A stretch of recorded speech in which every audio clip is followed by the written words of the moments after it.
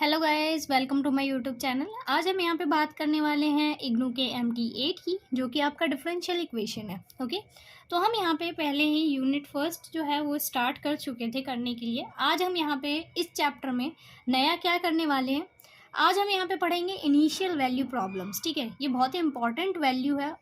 ठीक है, और साथ ही साथ यहाँ पे क्या होता है, दो थ्योरम्स हमारी बहुत इंपॉर्टेंट होती है। एक एग्जिस्टेंस थ्योरम होती है और दूसरी हमारी यूनिकनेस थ्योरम होती है। वैसे दोनों एक ही थ्योरम होती है, उनके बेस्ड पे ही क्वेश्चंस आते हैं, पेपर में पूछे जाते हैं। और साथ ही साथ हम यहाँ पे फिजिकल फैक्टर्स भी करने वाले हैं। ओके, तो देखते हैं, शुरू करते हैं वीडियोस को। तो यहाँ पे जैसा आपको दिख ही रहा होगा, सबसे पहला टॉपिक आपको दिख रहा है यहाँ पे इनिशियल वैल्यू प्रॉब्लम। ये IVP क्या होता है, इसकी पहले हम डेफिनेशन पढ़ेंगे, इससे रिलेटेड कुछ क्वेश्चंस करेंगे, फिर उसके बाद हम समझने की कोशिश करेंगे उन थ्योरम्स को कि आखिरकार वो किस तरीके से वर्क करती हैं। ओके, तो यहाँ पे कहता है initial value problem is the problem in which we look for the solution of a given differential equation. Initial value problem हमारे पास वो प्रॉब्लम होती है जिनके अंदर हम क्या करते हैं, जो गिवन डिफरेंशियल इक्वेशंस होती है उनके अंदर हम क्या फाइंड करते हैं, उनके सॉल्यूशंस फाइंड करते हैं which satisfied certain conditions at a single value of a independent variable. ठीक है, डिपेंडेंट और इंडिपेंडेंट वेरिएबल के बारे में मैं आपको पहले ही बता चुकी हूँ। ठीक है, होपफुली आपको पहले वाली वीडियोस ज़्यादा अच्छी लगी होंगी। अगर आपको समझ आती हैं तो प्लीज़ वीडियो को, अगर ये वाली वीडियो भी आपको अच्छी लगती है तो वीडियो को लाइक करके चैनल को सब्सक्राइब करना मत भूलना। ओके, तो ये कहता है कि हमारे पास जो सिंगल वैल्यूड, ठीक है, इंडिपेंडेंट वेरिएबल की, यहाँ पे क्या होता है, आपको इंडिपेंडेंट वेरिएबल की एक वैल्यू दी जाती है। ठीक है, उस वैल्यू का यूज़ करके आपको क्या करना होता है, जो आपके पास जितने भी वेरिएबल्स होते हैं उनकी वैल्यूज़ को फाइंड करना होता है। ठीक है, मतलब बेसिकली आपको डिफरेंशियल इक्वेशन की इसके अंदर सॉल्यूशन फाइंड करने होते हैं उन कंडीशंस के लिए, इंडिपेंडेंट वेरिएबल्स के लिए। ठीक है, तो ध्यान से देखना है, ये कुछ इस तरीके से फॉर्मेट दिया जाता है जिस हिसाब से आप क्वेश्चन करोगे आपको ज़्यादा अच्छे से समझ आएगा। ये जैसे कि दे रखा है dy/dx इज इक्वल्स टू में fxy। ठीक है, ये आपको कुछ इस तरीके से दिया जाएगा, एक डिफरेंशियल इक्वेशन दे दी जाएगी जो आपको fxy की फॉर्म में होगी। ठीक है, और आपको यहाँ कुछ इस तरीके से वैल्यू दी जाएगी कि y जो है, इसके लिए जो हमारा इंडिपेंडेंट वेरिएबल है, इसके रिस्पेक्ट में जब हमारे पास इनिशियल वैल्यू डाली जाती है x की, यहाँ पे हम इनिशियल वैल्यू डाल रहे हैं, तो उस कंडीशन पे जो हमारा y है वो कौन सी वैल्यू देता है। ठीक है, इसके बेस पे हमारे पास बेस्ड पे क्या होता है, कुछ क्वेश्चंस आते हैं, उन क्वेश्चंस को पहले हम ट्राई करते हैं। ठीक है, ये हमारे पास देखो, वैसे कंसेप्ट जो है इसको आप थोड़ा बहुत भी 10th में पढ़ चुके हो। कैसे पढ़ चुके हो मैं आपको वो बता देती हूँ। ठीक है, तो ध्यान से देखना उस कंसेप्ट को हम 10th में कैसे पढ़ चुके हैं। आपको क्या किया जाता था, दो वेरिएबल में आपको लीनियर इक्वेशंस गिवन होती थी। ठीक है, मान के चलो, जैसे मैं यहाँ लिख देती हूँ, हमारे पास कैसे दिया जाता था, ये कुछ ऐसे दिया जाता है, a1x plus b1y plus c1 is equals to 0। ये इस तरीके की एक इक्वेशन होती थी। साथ ही साथ यहाँ पे हमारे पास एक दूसरी इक्वेशन दी जाती थी, a2x plus b2y plus c2 is equals to 0। ये हमारे पास दो इक्वेशंस ऐसी आपको 10th क्लास में दी जाती थी। ठीक है, अगर आपको याद होगा तो। साथ ही साथ अब आपको इनके अंदर क्या फाइंड करने होते थे, सॉल्यूशंस के हमें नेचर फाइंड करने होते थे कि किस टाइप का सॉल्यूशन है। ठीक है, तो हम इनको कैसे सॉल्व करते थे, इनमें हम सॉल्यूशन का नेचर फाइंड करते हैं। ठीक है, कैसे फाइंड करते हैं, जब हमारे पास, आपको याद होगा, a1/a2 इज इक्वल्स टू में b1/b2 के होता था, एंड नॉट इक्वल्स टू में हमारे पास यहाँ c1/c2 के हो जाता था। ठीक है, तो आप मुझे बता सकते हो कि इसके अंदर हमारे पास जो सॉल्यूशन होता था वो कैसा सॉल्यूशन आता था। तो मैं बताती हूँ, ये हमारे पास पहली बात तो दो पैरेलल लाइंस की इक्वेशन होती थी, ये अगर कुछ ऐसा आता था तो। ठीक है, और इसके अंदर जो सॉल्यूशंस आते थे वो कैसे सॉल्यूशंस होते थे, तो इसका होता था हमारे पास नो सॉल्यूशन। ठीक है, इसके हमारे कोई सॉल्यूशन मिलते ही नहीं थे। ठीक है, साथ ही साथ हमारे पास जो दूसरी कंडीशन होती थी, वो कौन सी कंडीशन होती थी, वो होती थी a1/a2 is equals to b1/b2। ठीक है, इज इक्वल्स टू c1/c2। जब ये ऐसी कंडीशन आ जाती थी तो हमारे पास क्या होते थे, इनफाइनाइट मैनी सॉल्यूशंस होते थे, है ना। तो यहाँ लिख देते हैं मैनी सॉल्यूशंस। ठीक है, ओके, याद आ गया इसको। अब मेन कंडीशन, जो हमारी कंडीशन यहाँ पे आने वाली है, जो हम यूनिकनेस की बात करने वाले हैं ना आगे, वो इन्हीं कंडीशंस के ऊपर होता है। वो यही वाली कंडीशन होती है। बस यहाँ पे ये हो जाता है कि यहाँ डिफरेंशियल इक्वेशन आ जाता है, इस वजह से हम डिफरेंशियल इक्वेशन की अलग कंडीशंस पढ़ने लग जाते हैं। ठीक है, तो ये देखो, ये हमारे पास लाइंस की कंडीशन, ऐसी कंडीशन होती थी, ये आपको पता है कि सिंपली हमारी इंटरसेक्टिंग लाइन की इक्वेशंस होती थी, जब भी ये इस कंडीशन को सेटिस्फाइड कर देती थी। तो ठीक है, तो यहाँ पे हम कहते थे, यहाँ पे क्या होता था, हमारा यूनिक सॉल्यूशन होता था। ठीक है, समझ आ गया आपको, यूनिक सॉल्यूशन होता था। अब इसी चीज़ को हम किसके अंदर देखने वाले हैं, डिफरेंशियल इक्वेशन के अंदर देखने वाले हैं कि डिफरेंशियल इक्वेशन में आखिरकार ये चीज़ें किस तरीके से काम करती है। ठीक है, तो उसके लिए हम यहाँ पे कुछ एग्जांपल्स लेते हैं ताकि आपको ज़्यादा बेटर समझ आ जाए। ओके, अब यहाँ देखो, जैसे हमारे पास यहाँ क्वेश्चन लिखा हुआ है X Y dash is equals to Y दे रखा है। ठीक है, जहाँ पे कहता है वाई 0 इज इक्वल्स टू 1। आपको सिंपली यहाँ पे देखने से पता चल गया होगा, मैंने आपको IVP की डेफिनेशन बताई ही थी। इसने बोला ही था हमसे, इनिशियल वैल्यू प्रॉब्लम हमारे पास वो प्रॉब्लम्स होती है जिसके अंदर हमारे पास जो गिवन डिफरेंशियल इक्वेशन होती है उनके लिए हम सॉल्यूशंस देखते हैं। ठीक है, जो क्या करती है, सेटिस्फाइड करती है सर्टेन कंडीशन को eight a single value of the independent variable, single value independent variable के लिए। ठीक है, तो यहाँ देखो डिफरेंशियल इक्वेशन आपको गिवन है, ये इस तरीके से दे रखा है। ठीक है, ठीक है, तो और यहाँ पे दिख रहा है आपको Y X 0 is equals to Y 0 होता है। तो यहाँ पे जो वैल्यू लिखी होती है ये हमारी इंडिपेंडेंट वेरिएबल की वैल्यू होती है। ठीक है, इनिशियल वैल्यू होती है, ये चीज़ याद रखना, हमेशा इनिशियल वैल्यू होती है। ठीक है, तो यहाँ पे आपको दिख रहा है, यहाँ पे एक इक्वेशन हमें बना के दी हुई है। ठीक है, ठीक है, तो ये यहाँ पे वाई 0 जो है ये एक्स की इनिशियल वैल्यू के लिए पूछ रहा है। ठीक है, तो चलो इसे सॉल्व करके देख लेते हैं कि आखिरकार इसका सॉल्यूशन जो है वो किस टाइप का सॉल्यूशन आता है। नो सॉल्यूशन आता है, मैनी सॉल्यूशन आता है, ये यूनिक सॉल्यूशन आता है। ओके, तो चलो करते हैं इसे। इसको हम किस तरीके से सबसे पहले लिख सकते हैं, इसको हम लिख सकते हैं एक्स, और यहाँ पे क्या लिख सकते हैं, हम इसे dy/dx लिख सकते हैं, इज इक्वल्स टू वाई हो जाएगा। ठीक है, मैं यहाँ एक लाइन डाल देती हूँ क्योंकि मेरे पास जगह कम है। ठीक है, तो यहाँ पे क्या हो जाएगा, एक्स हो जाएगा आपका, इस एक्स को हम इसके अपॉन में रख सकते हैं, तो यहाँ पे हम इसे लिख लेते हैं dy/dx। ओके, तो इसको हम लिख देते हैं dy/dx हो गया, इज इक्वल्स टू में यहाँ पे क्या हो जाएगा आपका, इसको लिखेंगे हम y/x। ठीक है, लिख दिया हमने इसको y/x। अब हम इनके क्या कर लेते हैं, वेरिएबल सेपरेट कर लेते हैं और इंटीग्रेशन कर लेंगे ताकि हमारे पास एक सिंपली इक्वेशन आ सके। ठीक है, तो ये अपॉन में चला जाएगा, तो इसको लिखेंगे हम dy/y आ जाएगा, इज इक्वल्स टू में यहाँ पे क्या हो जाएगा, dx अपॉन में x आ जाएगा। ठीक है, अब जब हम इसे बोथ साइड इंटीग्रेट करेंगे तो इंटीग्रेट करने के बाद ये आ जाएगा आपका ln y हो जाएगा, इज इक्वल्स टू ये आपका ln x हो जाएगा, प्लस में जो हमारा कांस्टेंट आएगा इसको भी हम ln c लिख लेते हैं। जब आप इसमें से log कॉमन ले लोगे तो ये आ जाएगा y इज इक्वल्स टू में x c हो जाएगा। ठीक है, ये इस तरीके से आएगा, x.c आ गया। अब आपको दिख रहा है कि यहाँ कहता है y 0 इज इक्वल्स टू 1 है। ठीक है, तो चलो अब इसे निकाल के देखते हैं कि ये कैसी वैल्यू देगा। तो यहाँ इस टाइम में दे रखा था y 0 इज इक्वल्स टू 1, तो यहाँ पे हम 1 लिख लेते हैं। ठीक है, और x की वैल्यू यहाँ 0 दे रखी है और यहाँ पे मल्टीप्लाई में आपका c आ जाएगा। अब आप इसे करोगे तो ये आपको दिख रहा है 1/0, इसका मतलब नॉट डिफाइन हो जाएगा। और नॉट डिफाइन का मतलब क्या होता है कि यहाँ पे कोई भी किसी भी टाइप का सॉल्यूशन जो है एग्जिस्ट ही नहीं करता। ठीक है, तो हम इसको लिख देंगे, क्या हो जाएगा, नो सॉल्यूशन हो गया इसका। ठीक है, समझ आ गया आपको, नो सॉल्यूशन कब होता है, तो ये आ गया हमारा नो सॉल्यूशन। इस इक्वेशन के लिए x की किसी भी वैल्यू के लिए कोई भी सॉल्यूशन हो ही नहीं सकता इसका। ठीक है, अब नेक्स्ट इक्वेशन एक और लेते हैं ताकि आपको समझ आ सके। अब यहाँ पे सेकंड इक्वेशन दे रखी है y dash is equals to में 2x कहता है। ठीक है, तो इसको हम कैसे लिखेंगे, y डैश का मतलब क्या है, dy/dx लिख रखा है, इज इक्वल्स टू में यहाँ पे। ओके, तो अब इसको हम कैसे लिखते हैं, इसको एज इट इज़ 2x लिख देते हैं, वेरिएबल सेपरेट कर लोगे आप, तो यहाँ पे जाएगा dy इज इक्वल्स टू में ये हो जाएगा आपका 2x और dx हो जाएगा। इंटीग्रेशन कर लो, इंटीग्रेशन जब आप करोगे तो यहाँ पे आपका y आ जाएगा और 2x का आ जाएगा 2x² 2 प्लस में यहाँ पे c आ जाएगा, 2 से 2 कैंसिल आउट, तो y इज इक्वल्स टू में x² प्लस में c आ गया। तो ये हमारी इक्वेशन आ गई। ठीक है, अब यहाँ पे कह रहा था y 0 इज इक्वल्स टू 1 है, तो y 0 इज इक्वल्स टू 1 का मतलब क्या होगा कि यहाँ पे y 0 डाल दो, तो यहाँ पे हो जाएगा y 0, x की वैल्यू जब आप 0 डालते हो तो y की वैल्यू आपकी 1 हो जाती है, तो ये आ गया 1, ये आ गया आपका 0 की स्क्वायर प्लस में यहाँ आ गया c। ठीक है, तो जब आप इसे सॉल्व करोगे तो ये वैल्यू कितनी आ जाएगी आपकी, 0 की स्क्वायर 0 होती है, 0 + 1 तो इससे मतलब नहीं है, तो c की वैल्यू यहाँ 1 आ गई। ठीक है, c की वैल्यू 1 का मतलब क्या है कि c की वैल्यू सिर्फ 1 ही आ सकती है, 1 के अलावा और कोई भी वैल्यू नहीं आ सकती इसकी। ठीक है, इस वाली वैल्यू के लिए, ठीक है, इस IVP के लिए, ठीक है, इनिशियल वैल्यू के लिए, तो हमारे पास 1 ही होगी। तो 1 होने की वजह से जो हमारे पास सब इक्वेशन है वो क्या होगी, y इज इक्वल्स टू में x² + 1, ये हमारी स्टैंडर्ड इक्वेशन है और यही इसका सॉल्यूशन है, ठीक है। तो इसका क्या हो गया, ये यूनिक सॉल्यूशन हो गया, ठीक है, यूनिक सॉल्यूशन हो गया, ठीक है। समझ आ गया आपको। अब एक क्वेश्चन और लेते हैं जिसके अंदर कोई सॉल्यूशन ही नहीं, मतलब कि इसके बहुत सारे सॉल्यूशन निकलेंगे, ठीक है।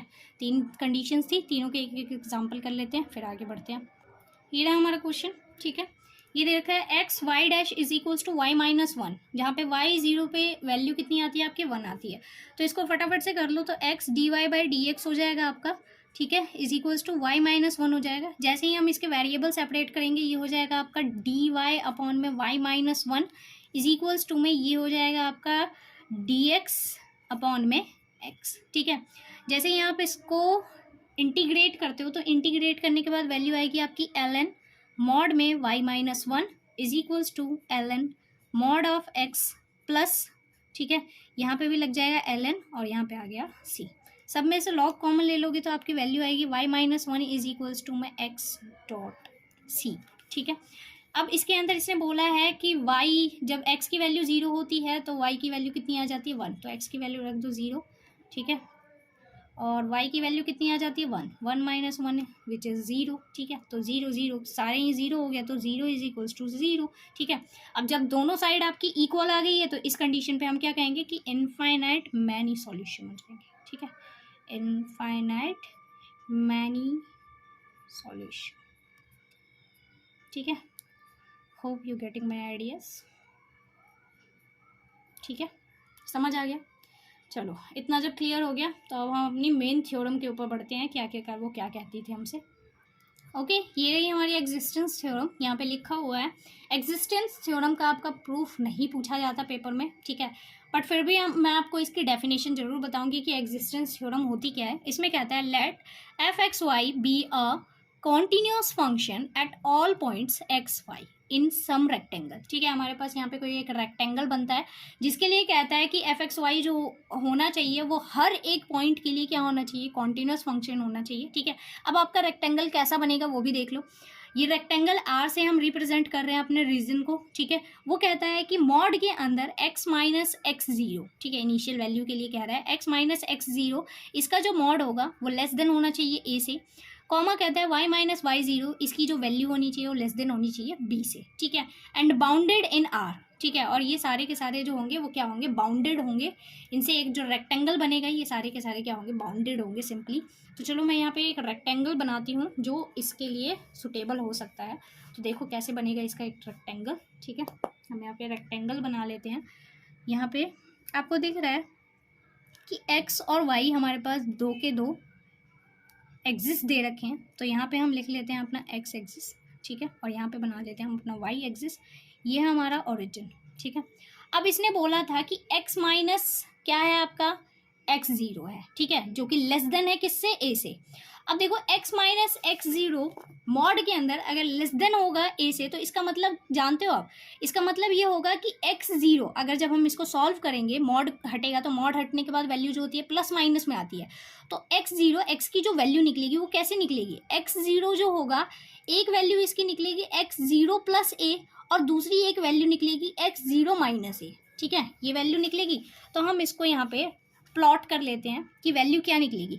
यहाँ बीच में हमारे पास एक वैल्यू होगी जो होगी x जीरो, इसके जस्ट साइड में हमारे पास एक वैल्यू होगी, थोड़ी दूरी पे ले लेते हैं, यहाँ पे जो वैल्यू होगी वो होगी x जीरो माइनस a, ठीक है, और यहाँ पे जो वैल्यू होगी वो होगी हमारी x जीरो प्लस a, ठीक है।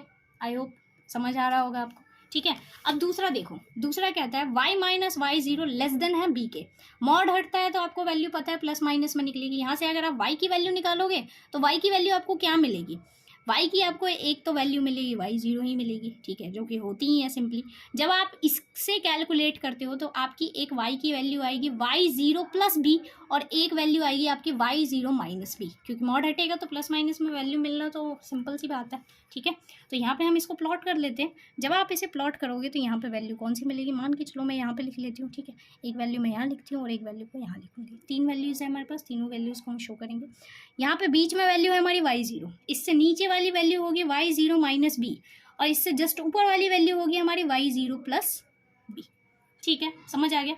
अब इनको मिला के हम क्या बना लेते हैं अपना रेक्टेंगल क्रिएट करते हैं। तो रेक्टेंगल कैसे आएगा, ये वाले पॉइंट पे एक्स की ये वाली वैल्यू होगी, ठीक है, समझ आ गया। तो थोड़ा टेढ़ा हो गया लेकिन कोई बात नहीं, चल जाएगा इतना, ठीक है। अब इस वाले वैल्यू के ऊपर एक्स की मतलब इस वाले वैल्यू पे वाई की ये वाली वैल्यू होगी। तो इसको हम इस तरीके से डॉटेड लाइन से ड्रॉ कर देते हैं, ठीक है। मैं यहाँ पर ड्रॉ कर देती हूँ ताकि ये सीधा सीधा दिखे मुझे, ठीक है। ये हो गया, थोड़ा टेढ़ा तो हो ही गया, फिर भी ठीक है, दिख रहा है ना आपको, ये देखो, ठीक है। अब उसके बाद नेक्स्ट वाली वैल्यू जो है y 0 + b है, तो यहाँ x 0 + b हो जाएगा, ठीक है। तो इसको भी हम यहाँ पे डॉटेड लाइन से ड्रॉ कर लेते हैं। एज मैं यहाँ कुछ नया नहीं बना रही हूँ, ये सारी चीज़ें आपकी बुक में बनी हुई है, ठीक है। आप चाहो तो उसमें जाके देख सकते हो, आपको सिंपली दिख जाएगा, ठीक है। अब हमारे पास यहाँ बाउंडेड रीजन ढूंढो, ठीक है। बाउंडेड रीजन कौन सा होगा हमारा, तो बाउंडेड रीजन देखो जो सब के अंदर आ जाए, तो ये यहाँ से शुरू होगा, दूसरा पेन यूज़ करती हूँ, ठीक है। ये यहाँ से शुरू होगा कुछ ऐसा सा, ठीक है, यहाँ पे आया, इसको कवर करेगा ये, ठीक है। और बेसिकली ये वाला जो रीजन है ना हमारा, ये वाला, ठीक है, यही हमारा रेक्टेंगल आर, ठीक है। ये है इसकी मेन वैल्यू है, इनिशियल वैल्यू जिसे हम कहते हैं, ये हमारा रीजन है आर, ठीक है, समझ आ गया, जिसके ऊपर हमें सारा काम करना है, ठीक है। ये रीजन है हमारा आर। अब इसके लिए क्या कहानी कहता है ये भी देख लो थोड़ा सा। ये कहता है एंड बाउंडेड इन आर, ये तो निकाल दिया हमने। फिर वो कहता है दैट इज, ऐसा होना चाहिए कि देयर एग्जिस्ट के, एक ऐसा उसमें बिलोंग कर जाए जो कि सारा का सारा किससे होना चाहिए, सारे के सारे के जो होंगे वो आर से बिलोंग करेंगे आपके, ठीक है। सारी की सारी वैल्यूज जो होंगी वो के की आर से आपकी बिलोंग करने वाली है, सच दैट, इस तरीके से बिलोंग करेंगे। दो कंडीशन है इसकी, दो की दो कंडीशन आपकी सेटिस्फाइड होनी चाहिए। एक तो ये वाली कंडीशन, ये इंपॉर्टेंट कंडीशन है। अगर आपको एग्जिस्टेंस ऑफ थ्योरम याद करनी है ना, तो आप ये कंडीशन और ये कंडीशन तो रट लो, ठीक है। अगर आपको ये दो कंडीशन याद रहती है और ये वाली कंडीशन याद रहती है तो समझ जाना आपका एग्जिस्टेंस ऑफ थ्योरम हो गई, ठीक है। तो ये कहता है कि दूसरी वाली condition F X comma Y, इसका जो मॉड होना चाहिए वो लेस देन इक्वल्स टू में किसके होना चाहिए, के होना चाहिए, for all X comma Y in R, और एक्स कॉमा वाई जो होंगे वो सारे के सारे आपके आर में होंगे, ठीक है। देन द IVP, उस कंडीशन पे जो हमारे पास इनिशियल वैल्यू प्रॉब्लम होगी वो क्या आएगी, y dash is equals to में एफ एक्स वाई होता है, ये तो पता ही है आपको। y जो होता है x0 इज इक्वल्स टू में y0 होता है, has at least one solution yx, ठीक है। अगर ये दो कंडीशन हमारी सेटिस्फाइड होती है, एक ये वाली कंडीशन और दूसरी ये वाली कंडीशन, तो उस कंडीशन पे कहता है कि आपके पास एक ऐसा डिफरेंशियल इक्वेशन जरूर होगा जिसके लिए इस वाली कंडीशन पे आपको एटलीस्ट वन सॉल्यूशन yx के लिए मिलेगा ही मिलेगा, ठीक है। एटलीस्ट कह रहा है वो, ठीक है। This solution at least for all in the sub interval. अब जो हमारे पास ये सॉल्यूशन होगा वो एक सब इंटरवल के अंदर मिल सकता है, सिंपल सी चीज़ है। अगर ये मॉड है तो मॉड होने की इनके अंदर सब इंटरवल्स तो बनेंगे ही बनेंगे। आपको यही दिख रहा है कि ये छोटे छोटे सब इंटरवल्स बन ही रहे हैं यहाँ पे, ठीक है। तो इन सब इंटरवल्स में जो हमारे पास ये वैल्यू होगी x माइनस x0, ये लेस देन होगी h से, of the interval x minus x not, ठीक है, x0 लेस देन a के लिए, ठीक है। Here h is a smaller of two numbers a and b by k, ठीक है। और जो आपका h होगा वो कैसे नंबर होंगे हमारे पास, ऐसे नंबर्स होंगे जो a और b बाई k दोनों से ही क्या होंगे, छोटे नंबर्स होंगे, ठीक है। तो ये हमारे पास एग्जिस्टेंस थ्योरम थी, ठीक है। अब हम क्या करते हैं, यूनिकनेस थ्योरम करते हैं अपनी फटाफट से।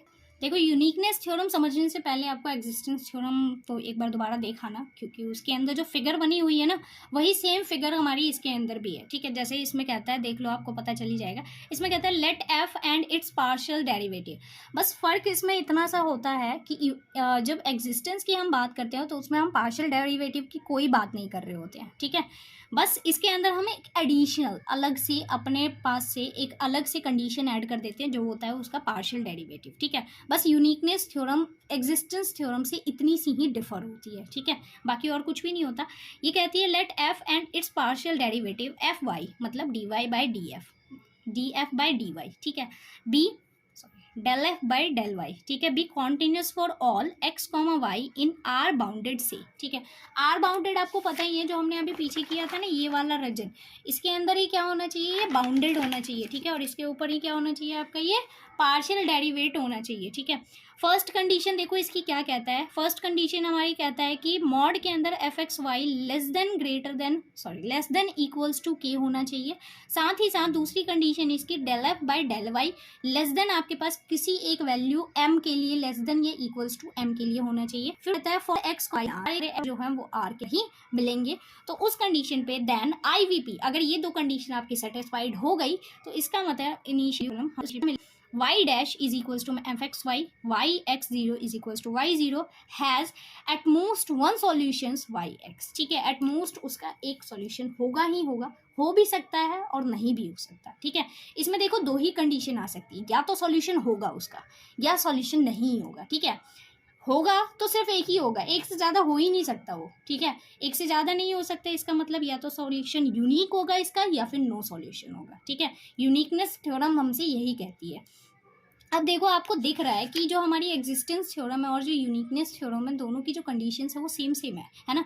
बस यूनिकनेस थ्योरम के अंदर सिर्फ एक अलग से कंडीशंस कौन सी आती है, वो ये वाली कंडीशन आती है कि del F by del Y जो है वो आपका less than equals to M की होना चाहिए। मतलब इसमें पार्शियल डेरिवेटिव की बात हो रही है। ये वाली कंडीशन तो हमारी पिछली वाली कंडीशन है जो एग्जिस्टेंस थ्योरम के अंदर आई हुई थी। तो हम इसको डायरेक्टली लिख सकते हैं, by the first and second we have I V P having precisely one solution for all x in the sub interval x minus x0 less than h। ठीक है, यूनिकनेस सॉल्यूशन हमसे सिंपली यही तो कहती है। ठीक है, तो हम इसको कंबाइन करके कह सकते हैं कि फर्स्ट और सेकंड सॉल्यूशन से आईवीपी के द्वारा हम ये कह सकते हैं कि इसके अंदर वन सॉल्यूशन मिलेगा। किसके लिए, हमारे पास चाहे कितने भी एक्स हो सब इंटरवल के अंदर। कौन सा इंटरवल होगा हमारा सब interval, x minus x0 less than H के लिए। ठीक है, और एच तो आपको पता ही है वो क्या होगा, आपका स्मॉलर नंबर होगा, लेस देन स्मॉलर नंबर होगा किससे, ए और बी अपॉन के से।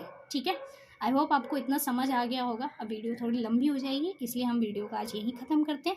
ओके, अगर वीडियो आपको अच्छी लगती है तो प्लीज़ वीडियो को लाइक करके चैनल को सब्सक्राइब करना मत भूलना। Okay, thanks for watching.